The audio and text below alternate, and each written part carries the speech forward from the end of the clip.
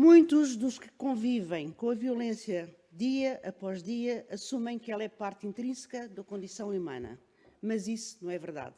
Nelson Mandela.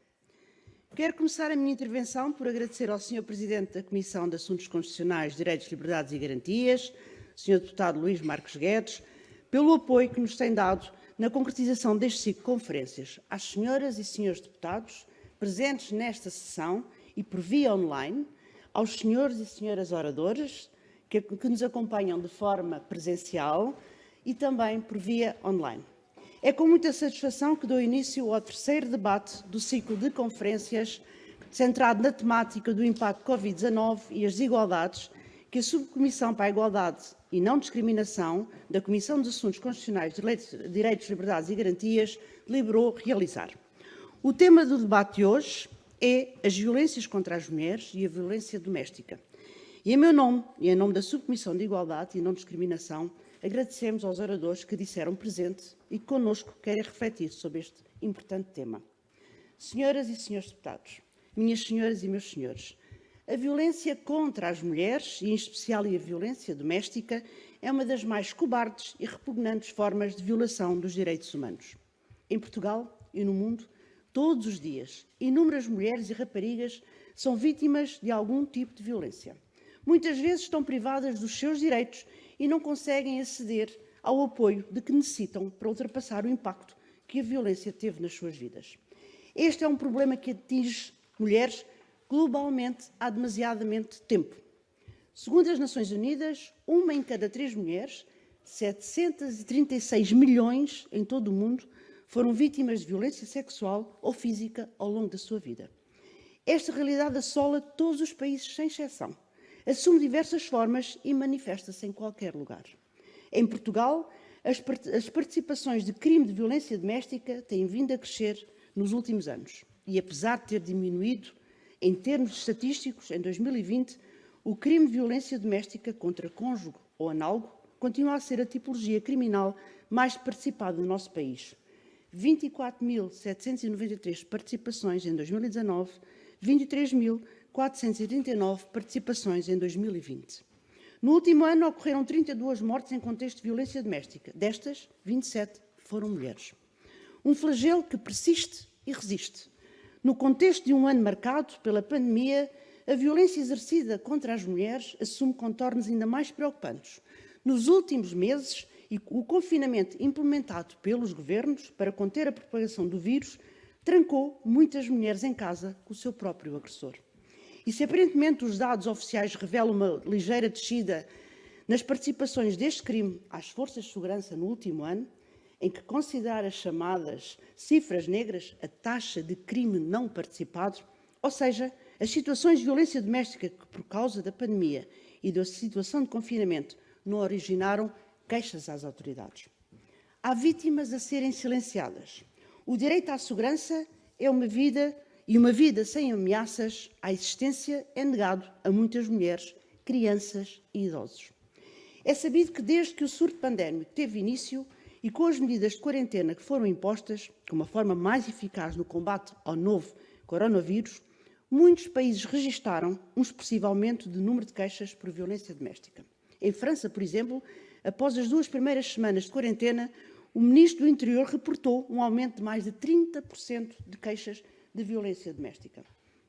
Quando alguém aceita e interioriza a violência contra si mesmo, é porque se encontra numa situação de vulnerabilidade, desproteção e de desproteção extremas.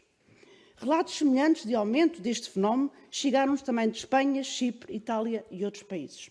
É importante realçar a necessidade de conhecer os valores reais, os delitos participados e as chamadas cifras negras. Compreender o fenómeno em toda a sua extensão e complexidade, identificar as medidas a adotar para uma abordagem atualizada e eficaz. São também as associações que trabalham nesta área que têm vindo a alertar para a emergência que pode resultar do impacto da pandemia, potenciando o maior número de situações em que as mulheres isoladas têm mais dificuldades em sair de casa ou afastarem-se dos agressores. Os estudos de prevalência do fenómeno de violência doméstica denunciam que os abusos seguem um padrão de aumento em situações de emergência, como crises económicas, conflitos armados ou epidemias, e, neste sentido, Portugal não está imune a esta ameaça. A violência doméstica trata-se, pois, de um crime com maiores dimensões e, no entanto, muitas das vítimas continuam a aceitá-la como um facto inevitável da vida e abstêm-se de denunciá-lo. São vítimas em sofrimento atroz e sem saída à vista. A violência contra as mulheres e a violência doméstica não são aceitáveis nem toleráveis. E, no entanto, 1 em cada 5 mulheres na Europa é uma vítima passada, presente ou potencial de violência. As mulheres e as raparigas sofrem com frequência graves formas de violência, tais como a violência doméstica, violência sexual, violação, casamento forçado e mutilação genital, em consequências de atavismos culturais e sociais que em algumas regiões até são consagradas na lei, até são consagradas nas leis. A violência pode também ser psicológica e consistir em abusos verbais, críticas, isolamento, ameaças, assédio e perseguição. O facto de não ser física não a torna menos danosa e grave. Os agressores e as vítimas provêm de todos os estratos sociais, mas não são apenas as vítimas diretas que sofrem.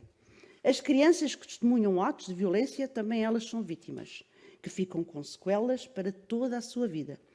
Os últimos dados oficiais reportam que, em 2019, cerca de 32% dos casos, as ocorrências foram presenciadas por menores. Só queria aqui deixar uma nota, que isto impressiona muito, porque estive uma vez na Madeira e estávamos numa conferência sobre violência, à porta fechada. Pediram-nos para ser à porta fechada. E um polícia pediu-nos para falar. Ele foi para a polícia porque a mãe tinha sido violentada, e ele durante muitos anos. E ele queria proteger não só a mãe, como todas as mães, na altura, na Madeira. E isto impressionou muito, porque o senhor, um polícia, já com cargo elevado, chorava e dizia: ainda bem que trouxeram este assunto aqui à Madeira. Por isso isto impressiona muito e não me vou esquecer nunca mais daquelas palavras daquele agente policial. A violência contra as mulheres afeta mulheres de todas as idades e proveniências, embora alguns grupos, como as mulheres idosas, por exemplo, sejam particularmente vulneráveis. A violência encontra-se profundamente enraizada na desigualdade social entre mulheres e homens e é perpetuada por uma cultura de intolerância e negação. Muitas vezes esconde-se atrás de desculpas e justificações inqualificáveis. É simultaneamente causa e consequência das relações de poder desequilibrados entre mulheres e homens na sociedade e da irresponsabilidade de alguns dirigentes que, por ação ou inação, permitem discriminações das mulheres, como assistimos recentemente com perplexidade numa atribuição iníqua de lugares sentados entre 2 senhores e uma senhora. A discriminação e as atitudes contra as mulheres, que resultam deste desequilíbrio de poder, fazem com que seja difícil para as mulheres afastarem-se de situações violentas. A violência que sofrem nem sempre é levada a sério pela comunidade ou pelas autoridades, o que as torna mais vulneráveis a novos atos de violência e até homicídio. Infelizmente, a violência contra as mulheres é muitas vezes considerada matéria privada e muitas mulheres hesitam em denunciá-la ou são mesmo dissuadidas por fazê-lo pela sua própria família ou comunidade. A este facto juntam-se muitas vezes eventuais falhas na investigação, processamento judicial e imposição de sanções. O simples facto de as vítimas recearem e terem vergonha de denunciar as agressões que sofrem mostram como a sociedade ainda tem um longo caminho a percorrer para aprender a lidar com estas realidades. Muitas vezes os casos não chegam aos tribunais, ou quando chegam, os agressores recebem penas mínimas. A eventual falta de sensibilidade para com as vítimas durante a investigação e durante o processo judicial podem potenciar muitas vezes a revitimização. A violência doméstica é um ato de violência profundamente traumatizante, sendo a vasta maioria das vítimas mulheres e raparigas, embora alguns homens sejam vítimas de violência doméstica.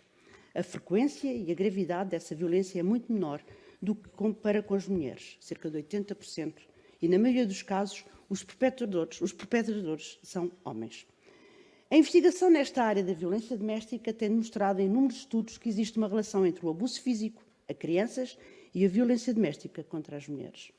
Violência gera violência e encoraja mais violência. Um ciclo vicioso que a sociedade tem que quebrar, mantendo-se alerta para o detectar sempre que se manifesta. Noutros campos, infelizmente, ainda existe pouca investigação fiável sobre outras formas de violência doméstica, como é o caso dos abusos a pessoas idosas. A violência contra as mulheres e a violência doméstica são fenómenos complexos que exigem medidas abrangentes tomadas por entidades diversas. A experiência tem vindo a demonstrar que os resultados do sucesso estão diretamente ligados a entidades como a polícia, o setor judiciário, os serviços sociais e os serviços de saúde, as ONGs, agências de proteção de menores e outros parceiros relevantes que desenvolvem o seu trabalho em proximidade e de forma coordenada. Também quero aqui dizer a GNR, que está aqui à minha frente. É natural que assim seja, porque a violência doméstica, para além das questões culturais, é na sua essência uma questão de abuso de poder e de posição dominante e, portanto, um crime que tem que ser combatido pelas autoridades policiais e judiciárias. Na luta contra a violência doméstica e de género em Portugal, tem sido reconhecido internacionalmente pelas suas boas práticas, concretizadas na promoção de políticas públicas sustentáveis e sustentadas, através dos quais os sucessivos governos têm vindo a implementar planos de ação nacionais. Neste sentido, tem sido consensualmente assumida, por parte dos decisores políticos, a necessidade de se investir no reforço do combate à violência doméstica através da coordenação de todas as entidades intervenientes e do aprofundamento das medidas de prevenção e de proteção da vítima. A violência contra as mulheres e a violência doméstica são fenómenos que afetam todas as camadas da sociedade e são uma triste realidade para demasiadas mulheres na Europa e no mundo. Não basta condenar tais comportamentos, devemos agir. A nossa responsabilidade enquanto cidadãos impõe que coloquemos um ponto final nestas violações de direitos fundamentais. Antes de concluir, gostaria só de fazer uma breve referência à recente decisão da Turquia de sair da Convenção de Istambul. Decisão que, além de lamentável, representa um grande retrocesso, um passo atrás no combate e prevenção da violência doméstica e na proteção das suas vítimas e, simultaneamente, envia uma mensagem muito perigosa numa altura em que estamos a viver uma pandemia de Covid-19, em que as vítimas estão ainda mais vulneráveis. Termino com uma frase do secretário-geral das Nações Unidas, António Guterres, da sua mensagem do passado Dia Internacional para a Eliminação da Violência contra as Mulheres. Perante a evidência destes dados, resta-nos um único caminho: erradicar para sempre a pandemia silenciosa da violência contra as mulheres, disse.